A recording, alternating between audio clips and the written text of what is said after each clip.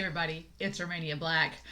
I'm really excited because we are starting Bungo Stray Dogs. So this is the poll to show y'all what won. It was a little bit, it wasn't quite the landslide that Banana Fish was, the show that this series is replacing, but still, a lot of you have requested this show. Since I started watching Banana Fish, a lot of you were like, you need to watch Bungo Stray Dogs. And I was like, okay. And so I know nothing about this show, with the exception that I told my brother that I was going to have this on the poll. And he was like, oh, I love that show. And I'm an English major. And so he's like, you'll love that show because it has to do with literature. And I'm like, literature, okay. And I told him not to tell me any more than that because I was like, stop, I don't want to be spoiled. And he's like, okay. He's like, but you'll like it. And everyone that has recommended is like, oh, you should react to it. The other thing is, it apparently doesn't have a lot of people reacting to it, and people are like, oh, it's really underrated and stuff. And that is exactly what I was told about Banana Fish, was that it was underrated and not enough people were reacting to it. And I was like, okay, if this is anything like Banana Fish, an underrated gym that has to do with literary figures, I'm on board because I need some extension of that Banana Fish hype. So I'm pretty excited for this series. I know nothing about the plot of it. I know that it's 3 seasons and a movie. I was told that on Patreon, and I looked that up on Crunchyroll just to see how many episodes were in this. But fine by me. I'm excited. So yeah, I don't know what I'm getting into, but I'm pretty excited about it. If your pick didn't make the poll, it's okay, because if it was on that poll, I'm going to get to it eventually. I know there was a couple others that were pretty close, but yeah, y'all, I can't wait. I'm so excited.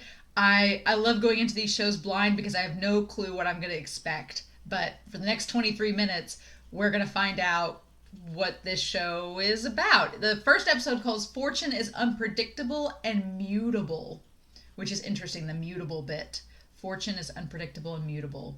So I don't know, y'all. I'm ready to dive in. I hope you all are too. But please, no spoilers. But we are going to start the first episode of Bungo Stray Dogs here in 5, 4, 3, 2, 1, and let's go.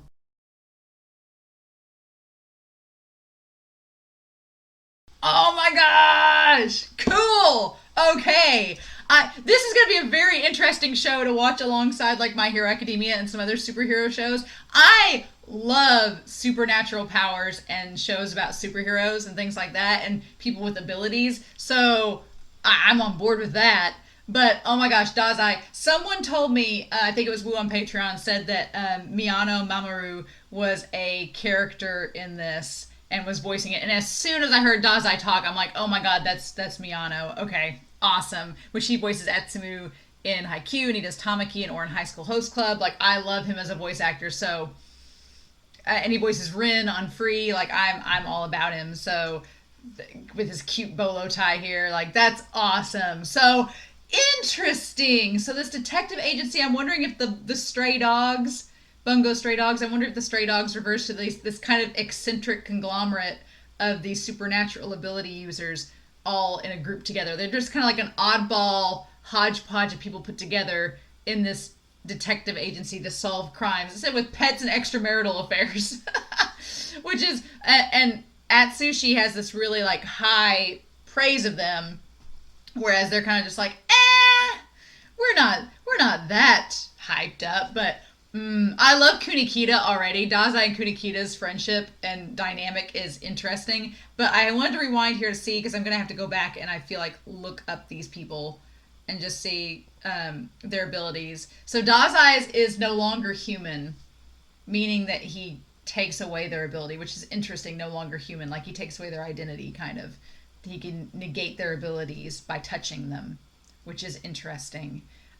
Which kind of fits his character because he's apparently suicidal. So going in and touching a tiger, that seems like a suicidal move, right? But that's part of his ability. So interesting. I thought with Atsushi, we'll talk about him in a minute. I didn't think he actually became a tiger. I thought maybe he like projected a tiger, or it was like connected to him, kind of like a spirit over him. I didn't realize he actually becomes a tiger. That's cool.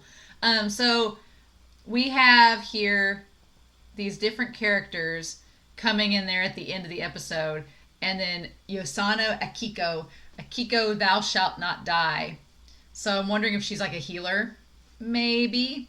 And I'm sure you all watching this that have already seen it are like, ah ha ha, Romania, you have no idea. So Akiko, thou shalt not die. Edagawa Rampo, ultra deduction. So I wonder if he's like clairvoyant, maybe. Deduction, interesting. He looks very Sherlock Holmesy in his appearance. And then Kinji, which is be not defeated by the rain. And he looks like a farmer, so I'm like, which is rather interesting. And then Kunikita Dappo is Dappo Poet. So from the preview, it looks like maybe anything in his book he can transform into an item, which would be really cool. And then Dazai Osamu. And then Nakajima Atsushi. And clearly Dazai takes kind of a liking to him right off the bat, because he's like, oh, you're going to become one of us. Like, we're not going to let you just go. And then Beast Beneath the Moonlight. Nakajima Atsushi. So, oh my gosh, all these characters and all these abilities. And the only one we really know is Dazai and Atsushi's. But that animation, I didn't mention this before, but I saw it was Bones. And they're doing Skate to the Infinity. They were part of Banana Fish. They're all these connections, but the animation is just gorgeous. And it's very unique. Like the stylized, the expressions, the line work is very different than what I'm used to. I really like it. But this is so interesting. The humor with Dazai and him, I'm curious why he keeps wanting to commit suicide. I'm sure we'll find out about that. I'm curious. But yeah, Atsushi just is kind of like snap character. When we first got introduced to him, I thought, oh, okay, he's got this tiger connected to him, but it's like, no, he's the tiger. It's like, that's really cool. So, interesting. I am curious. I'm going to have to write these down, and before episode 2, maybe do a little bit of research and look them up and see if there's any connection to any authors or anything like that. But in the OP, there's all sorts of characters, like the girl with the blonde hair that's hiding someone in the shadows, the character with the kind of dipped white hair that has the black hair. Very interesting. But I like the idea of the Bungo Stray Dogs, of all these strays, all these people from different threads coming together to be in this agency. It's very, very X-Men superhero-ish, and I really like that. I like the kind of spin on that this seems to be projecting. But yeah, this is pretty cool. Y'all picked it, so I am excited. The animation and the voice acting and everything is really good so far, and it's funny. It's a lot funnier than I expected, especially after that first like gong, like that Inception like drone. I was expecting it to be a lot more tense. But poor Atsushi, that's just I'm curious. The one thing I'm curious about is if the people in the orphanage knew he was the tiger, knew he became a tiger, and knew, I guess he just got old enough where it started getting out of hand. Like he's been becoming a tiger this entire time, and he doesn't remember transforming after he turns back. So I guess it was getting to the point maybe that the orphanage was like, oh, you're starting to kill chickens and destroy property. We can't deal with you anymore. You're too big. So maybe he turned into like a little cub, like as a kid, and then as he's like hit puberty and gotten older, he's just become this bigger tiger. And they're like, we can't deal with you anymore, so we just need to let you go. So, which is really sad, but that it makes more sense that that's why it happened. So I'm curious if that's the scenario. But what makes me wonder is if they knew he could transform into a tiger, why didn't they like take him to the authorities or something? Why did they just turn him out?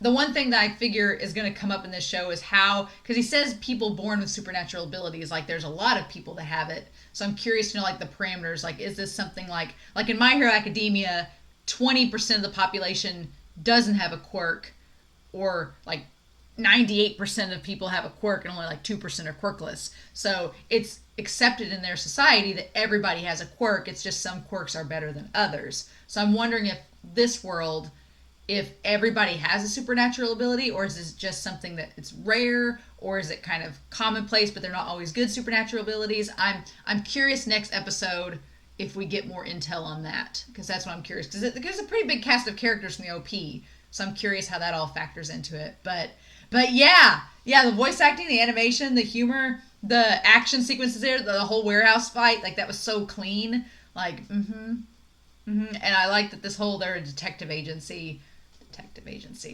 So I'm curious how this is all going to play out. But I'm on board, guys. I like this. So next episode, a certain bomb. Yeah. I have a feeling I'm going to really like Dazai's character a lot. I have a feeling just from the onset, Dazai and Kunikita, they stand out to me a lot right now. So I'm pretty excited to see more with them. And I'm just realizing Dazai has all these bandages on him, like he's committed suicide or made attempts and they've just not worked. I'm like, it's a really bold move to present something as dark and tragic as suicide in like with his character in kind of a comedic format. That's really interesting that they're going with that. And I'm sure we're going to get like a dark tragic past with him eventually, and it's going to be really sad. And I'm just going to wait for that. But I like following this chaotic, wild protagonist Atsushi and seeing his whole business with these strange characters. So yeah, I'm excited, y'all. I hope y'all enjoyed this reaction. I hope you guys are on board with Bungo Stray Dogs too. It seems like it's going to be a fun ride. So I'm curious to know your comments down below. Please no spoilers, but I hope you all have a wonderful week. Please stay safe and take care. And yeah, I will be back soon with more Bungo Stray Dogs. Bye.